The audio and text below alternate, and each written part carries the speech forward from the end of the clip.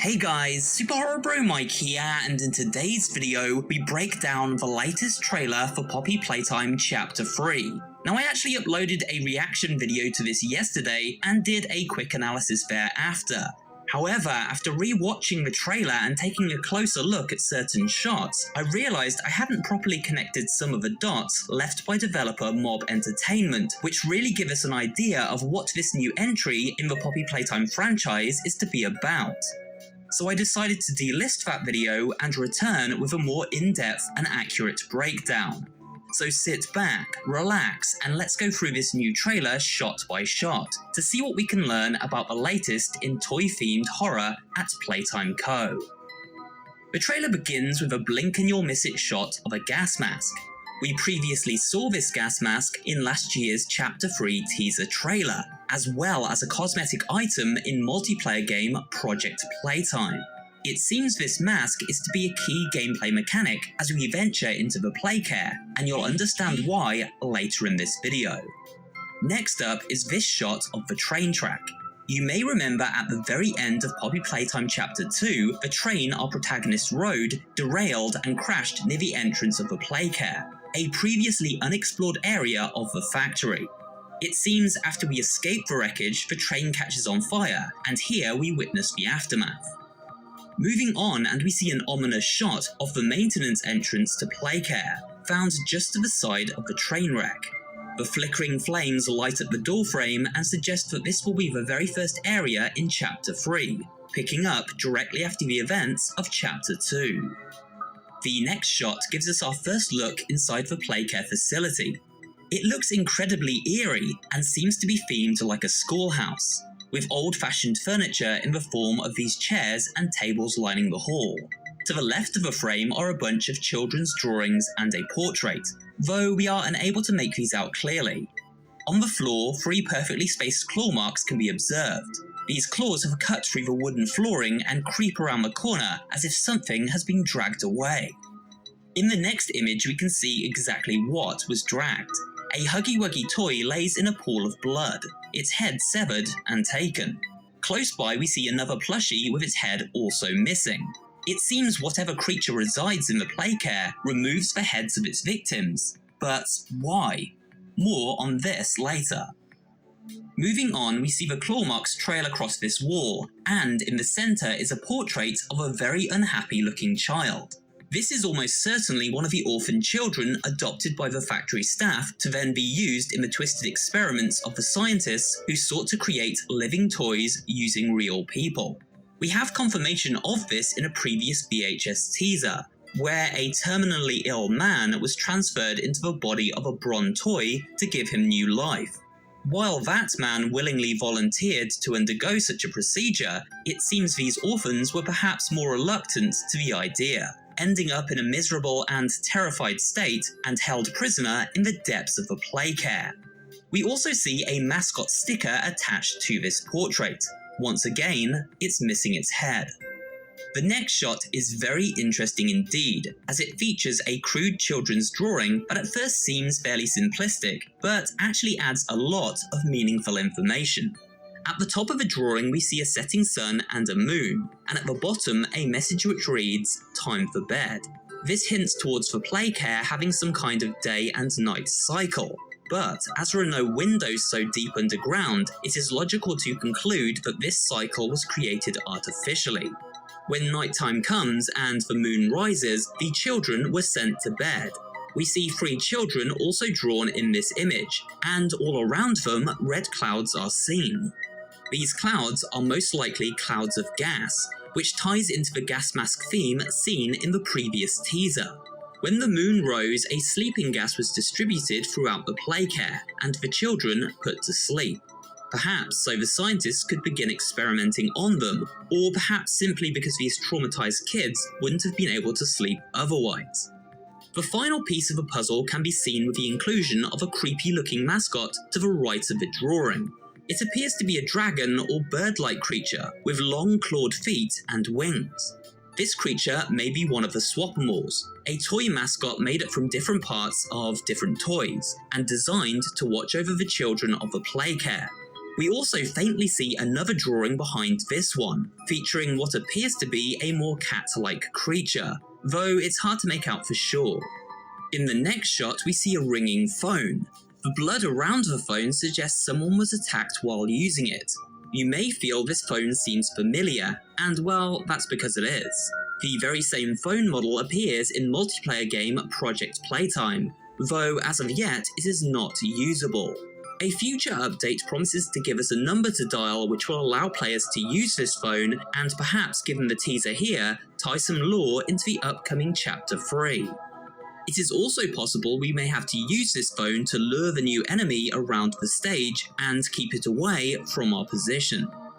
The next shot of the trailer features more miserable and sickly looking children. The area around their eyes is very dark, suggesting they not only get very little sleep, but have also been affected by the sleeping gas.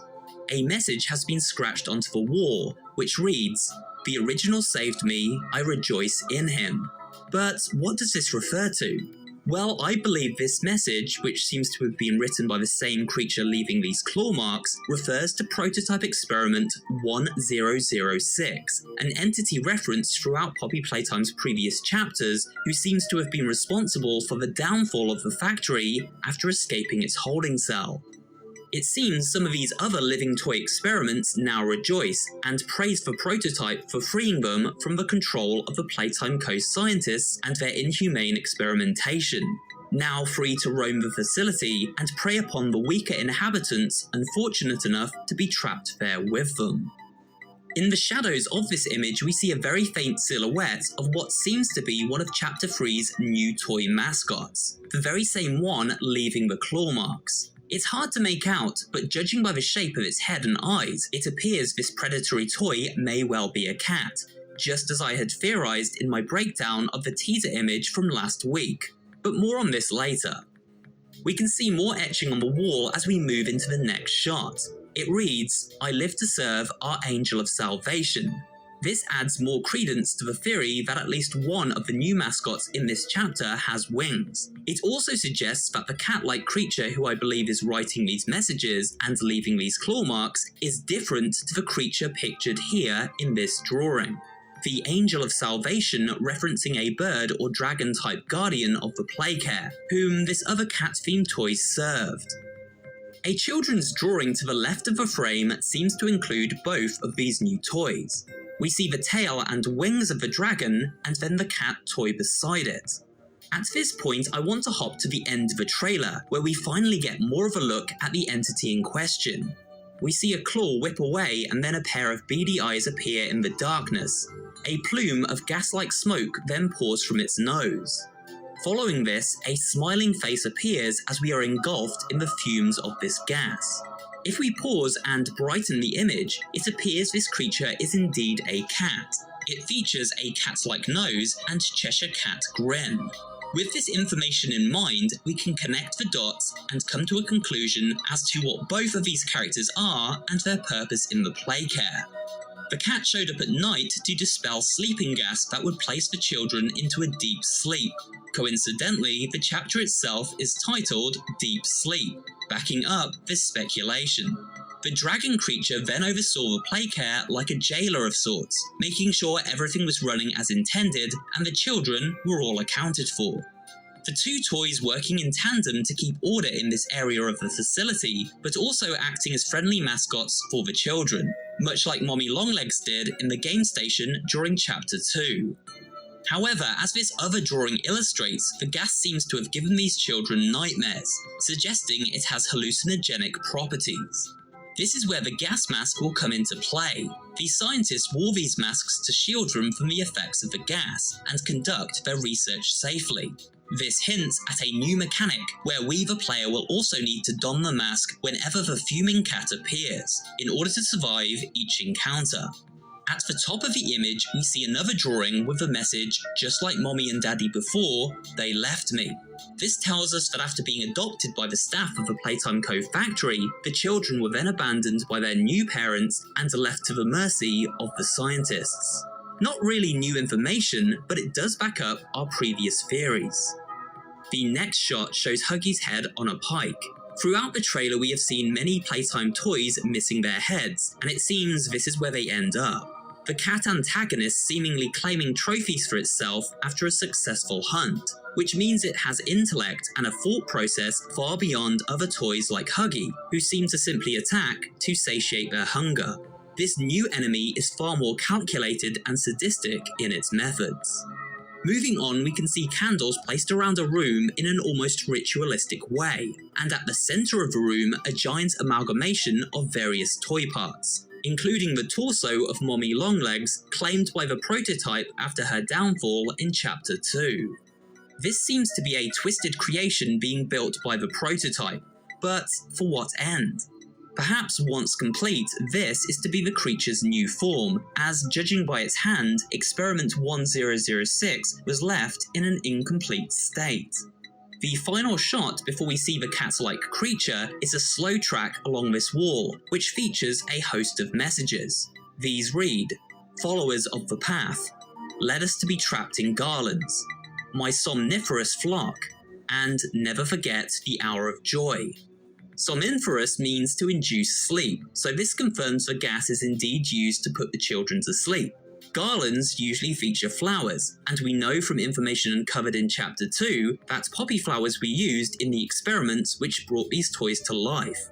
The Hour of Joy is an interesting turn of phrase, as I'm pretty sure the experiments of the play care were anything but joyful. This may however insinuate that the sleeping gas gave off euphoric properties to those who breathed it in, resulting in an hour of joy. We see the claw of a cat creature dragging across the wall, a claw we previously saw in the latest teaser image for Chapter 3, which I analysed in my previous video.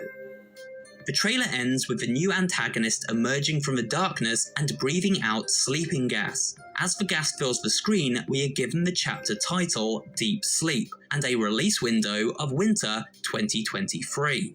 Now that's all I currently have in regards to an analysis of this trailer, but do let me know what you think in the comments section below. From everything we've seen, it appears that Poppy Playtime Chapter 3 will be far more atmospheric and creepier than ever before, and I can't wait to cover it on the channel later this year.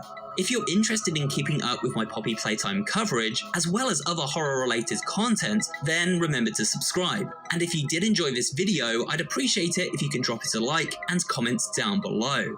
Thanks for watching, and I will see you on the next video.